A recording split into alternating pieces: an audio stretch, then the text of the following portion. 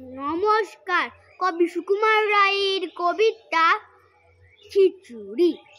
হাঁস ছিল সজারু, কারণ মানি না, হয়ে গেল হাঁস ঝাড়ু, কেমনে তা জানি না।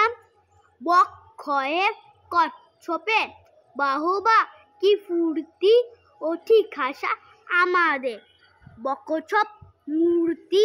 টিয়া মুখ গিরগিটি, মনে ভারী সংখ্যা, পোকা ছেড়ে শেষে গিয়েও খাবে কাঁচা লঙ্কা।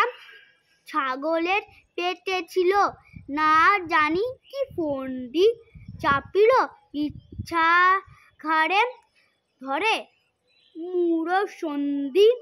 জিরাফের স্বাদ নেই মাঠে ঘাটে ঘুরিতে, ফড়িংয়ের ঢং ধরি সেও চাই উড়িতে।